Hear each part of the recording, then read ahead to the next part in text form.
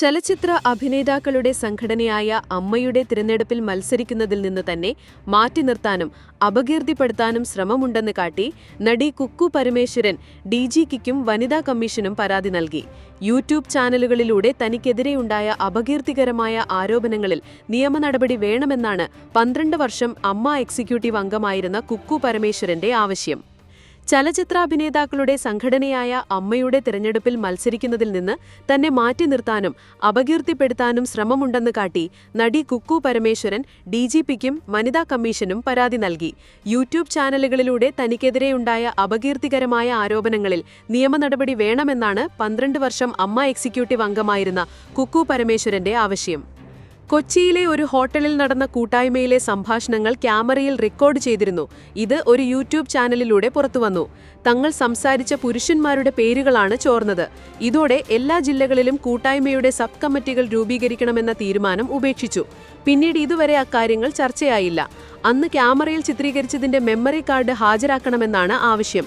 Memory card തന്നെ ആരും ഏൽപ്പിച്ചിട്ടില്ല. അത് KPSC ലളിത വാങ്ങിയിട്ടുണ്ടാകുമെന്നാണ് കരുതുന്നത്. നടിയും മുൻ MP-യുമായ രമ്യയെ സമൂഹമാധ്യമത്തിലൂടെ ഭീഷണിപ്പെടുത്തുകയും അശ്ലീല സന്ദേശങ്ങൾ അയക്കുകയും ചെയ്തെന്ന കേസിൽ മുഖ്യപ്രതിയെ പോലീസ് അറസ്റ്റ് ചെയ്തു.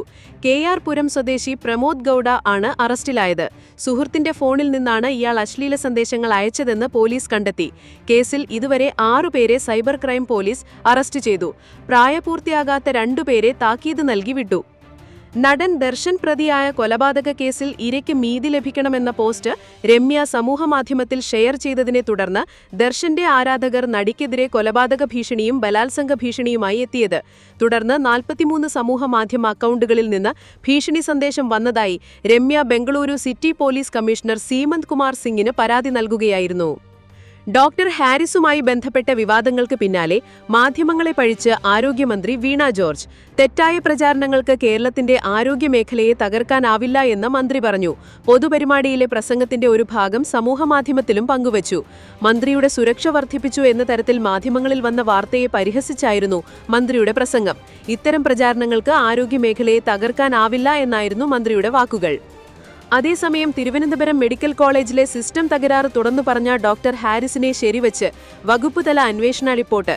ആശുപത്രി വികസന സമിതിയുടെ പ്രവർത്തനം കൂടുതൽ കാര്യക്ഷമമാക്കണമെന്നാണ് DME ഡോക്ടർ KV വിശ്വനാഥൻ നൽകിയ റിപ്പോർട്ടിലെ പ്രധാന ശുപാർശ. ഉപകരണങ്ങൾ അടക്കം വാങ്ങുന്നതിൽ കമ്പനികളുമായി തുടർച്ചയായ കരാർ വേണമെന്നാണ് റിപ്പോർട്ട് ശുപാർശ ചെയ്യുന്നത്. സമയബന്ധിതമായി ഉപകരണങ്ങൾ ലഭിക്കാൻ ഇത് ആവശ്യമാണെന്നും റിപ്പോർട്ടിലുണ്ട്.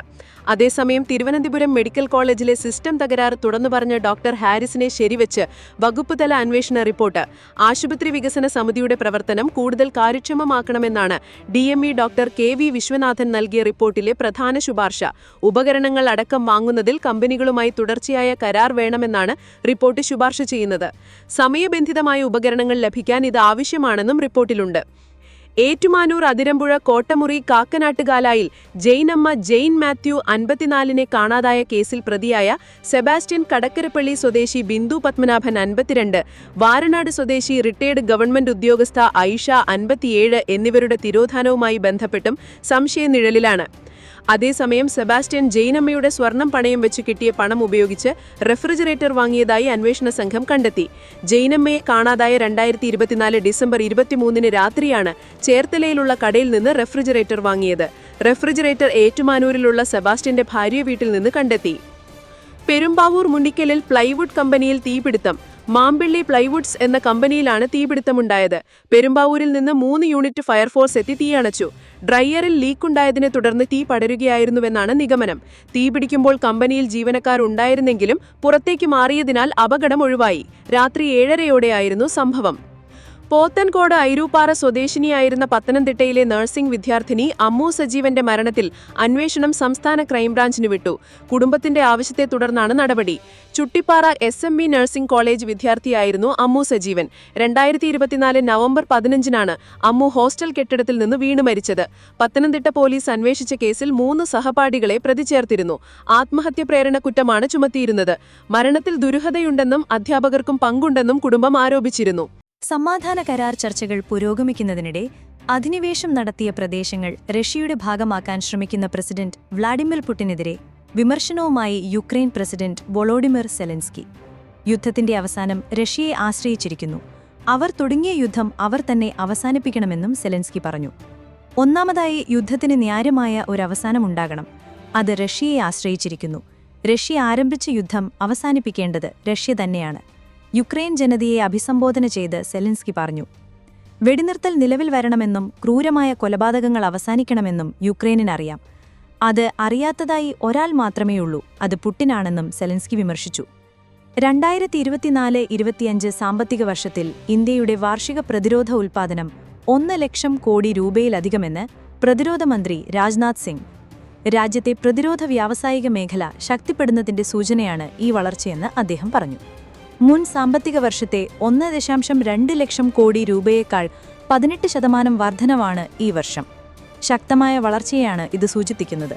2019-20 സാമ്പത്തിക വർഷത്തിൽ ഉൽപ്പാദനം 79,071 കോടി രൂപയായിരുന്നു. അതിൽ നിന്ന് 90% വർധനവാണ് ഇത്തവണ ഉണ്ടായിരിക്കുന്നത്, അദ്ദേഹം പറഞ്ഞു.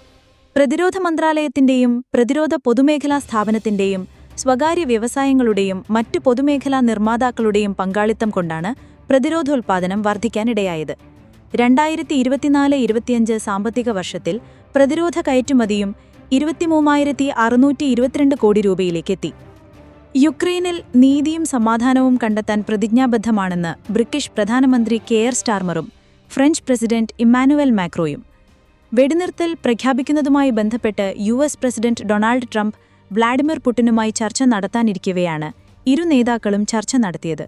അവർ യുക്രൈനിലെ സ്ഥിതിഗതികളെക്കുറിച്ച് സംസാരിച്ചു. പ്രസിഡന്റ് വൊളോഡിമിർ സെലൻസ്കിക്ക് പൂർണ്ണ പിന്തുണ അറിയിക്കുകയും യുക്രൈനിലെ ജനതയ്ക്ക് നീതിയും സമാധാനവും ഉറപ്പാകുന്നതിനെക്കുറിച്ചും സംസാരിച്ചു എന്ന് കെയർ സ്റ്റാർമറും ഇമ്മാനുവൽ മാക്രോയും തമ്മിലുള്ള കൂടിക്കാഴ്ചയ്ക്ക് ശേഷം ബ്രിട്ടനിലെ ഡൗണിംഗ് സ്ട്രീറ്റ് വക്താവ് അറിയിച്ചു. യുക്രൈനിൽ റഷ്യ നടത്തുന്ന ആക്രമണങ്ങൾ തടയാൻ US പ്രസിഡന്റ് ഡൊണാൾഡ് ട്രംപ് നടത്തുന്ന ശ്രമങ്ങളെ ഇരുവരും സ്വാഗതം ചെയ്തു. ഡൊണാൾഡ് ട്രംപുമായും യുക്രൈൻ പ്രസിഡന്റ് വൊളോഡിമിർ സെലൻസ്കിയുമായും തുടർന്നുള്ള പ്രവർത്തനങ്ങളെക്കുറിച്ചും ഇരുവരും സംസാരിച്ചതായി ഡൗണിംഗ് സ്ട്രീറ്റ് വക്താവ് അറിയിച്ചു. താരാരാധനയുടെ പേരിലുണ്ടായ തർക്കത്തെ തുടർന്ന് പെൺകുട്ടിയുടെ മോർഫ് ചെയ്ത ചിത്രം പ്രചരിപ്പിച്ച യുവാവിനെ കാസർകോട് സൈബർ പോലീസ് മുംബൈയിൽ നിന്ന് അറസ്റ്റ് ചെയ്തു. സമൂഹമാധ്യമത്തിലൂടെയുള്ള തർക്കം ശക്തമായതിനെ തുടർന്ന് യുവാവിന്റെ പ്രായപൂർത്തിയാകാത്ത സഹോദരിയുടെ നഗ്നചിത്രം മോർഫ് ചെയ്ത് സമൂഹമാധ്യമത്തിലൂടെ പ്രചരിപ്പിച്ച കേസിലാണ് മുംബൈ സ്വദേശിയായ അംജദ് ഇസ്ലാം 19 വയസ്സ് അറസ്റ്റിലായത്. സമൂഹമാധ്യമത്തിൽ വ്യാജ അക്കൗണ്ട് തുടങ്ങിയാണ് പ്രതി ചിത്രങ്ങൾ പ്രചരിപ്പിച്ചത്. അക്കൗണ്ട് ഉടമ മുംബൈ സ്വദേശിയാണെന്ന് മനസ്സിലാക്കി അവിടെ എത്തിയ പോലീസ് സംഘം 5 ദിവസത്തെ തിരച്ചിലിനൊടുവിലാണ് പ്രതിയെ പിടികൂടിയത്. പോക്സോ IT ആക്ടുകൾ പ്രകാരമായിരുന്നു കേസ്. കോടതിയിൽ ഹാജരാക്കിയ പ്രതിയെ റിമാൻഡ് ചെയ്തു. ജില്ലാ പോലീസ് മേധാവി BV വിജയഭരത് റെഡ്ഡിയുടെ മേൽനോട്ടത്തിലായിരുന്നു അന്വേഷണം. ഇൻസ്പെക്ടർ UP വിപിന്റെ നേതൃത്വത്തിൽ SI Raveendran മടിക്കായി, ASI P Ranjith Kumar, CPOമാർ Savad Ashraf, TV Suresh, CPO KV Hariprasad എന്നിവരായിരുന്നു കേസ് അന്വേഷിച്ചത്. കർണാടകയിലെ കൊരട്ടഗേരിയിൽ കൊളാല ഗ്രാമത്തിൽ റോഡരികിൽ പ്ലാസ്റ്റിക് ബാഗുകളിൽ സ്ത്രീയുടെ വെട്ടിമാറ്റിയ തലയും ശരീരവും കണ്ടെത്തി. വഴിയാത്രികരാണ് സ്ത്രീയുടെ ശരീരഭാഗങ്ങൾ നിറച്ച 7 ബാഗുകൾ ശ്രദ്ധയിൽപ്പെട്ട വിവരം പോലീസിനെ അറിയിച്ചത്. തുടർന്ന് പോലീസ് നടത്തിയ പരിശോധനയിൽ തലയും ശരീരഭാഗങ്ങളുമുള്ള മറ്റ് 7 പ്ലാസ്റ്റിക് ബാഗുകൾ കൂടി കണ്ടെത്തുകയായിരുന്നു. ആരാണ് കൊല്ലപ്പെട്ടതെന്ന് സ്ഥിരീകരിക്കാൻ സാധിച്ചിട്ടില്ലെന്ന് പോലീസ് അറിയിച്ചു. പോലീസ് പ്രത്യേക സംഘം രൂപീകരിച്ച് അന്വേഷണം ആരംഭിച്ചു. മൃതദേഹം പ്ലാസ്റ്റിക് ബാഗുകളിലാക്കിയതിനു ശേഷം കൊലപാതകികൾ കാറിലെത്തി ഉപേക്ഷിക്കാനാണ് സാധ്യത എന്ന് പോലീസ് അറിയിച്ചു. ചിമ്പുകനഹല്ലി മുതൽ വെങ്കട്ടപുരം വരെയുള്ള ഗ്രാമപ്രദേശങ്ങളിൽ പലയിടങ്ങളായി മൃതദേഹം ഉപേക്ഷിച്ചിരിക്കാമെന്നും പോലീസ് കരുതുന്നു. മറ്റെവിടെങ്കിലും വെച്ച് കൊലപാതകം നടക്കാനാണ് സാധ്യത എന്ന് പോലീസ് കരുതുന്നു. റഷ്യയിലെ കുരിൽ ദ്വീപിൽ 6.1 തീവ്രത രേഖപ്പെടുത്തിയ ഭൂകമ്പമുണ്ടായി. ശനിയാഴ്ച രാത്രി 7:33 10 കിലോമീറ്റർ ആഴത്തിലാണ് ഭൂകമ്പമുണ്ടായതെന്ന് നാഷണൽ സെന്റർ ഫോർ സീസ്മോളജി അറിയിച്ചു. കഴിഞ്ഞ ദിവസം റഷ്യയിലെ കാംചട്ക ദ്വീപിൽ 8.8 തീവ്രതയിൽ ഭൂകമ്പമുണ്ടാകുകയും ജപ്പാൻ റഷ്യ തീരപ്രദേശത്ത് സുനാമി മുന്നറിയിപ്പുണ്ടായതിനും പിന്നാലെയാണ് വീണ്ടും ഭൂകമ്പമുണ്ടായിരിക്കുന്നത്. ഇന്ത്യയും ഒമാനും തമ്മിലുള്ള സ്വതന്ത്ര വ്യാപാര കരാർ അന്തിമമാക്കുന്നത് സംബന്ധിച്ച പ്രഖ്യാപനം ഉടനുണ്ടായേക്കാം. കരാറുമായി ബന്ധപ്പെട്ട രേഖകൾ അറബിക് ഭാഷയിലേക്ക് പരിഭാഷപ്പെടുത്തുകയാണ്. ഇരു രാജ്യങ്ങളുടെയും ക്യാബിനറ്റുകൾ കൂടി അംഗീകരിക്കുന്നതോടെ കരാർ യാഥാർത്ഥ്യമാകും. 2023 ഇരു രാജ്യങ്ങളും തമ്മിലുള്ള വ്യാപാര കരാർ ചർച്ച ആരംഭിച്ചത്.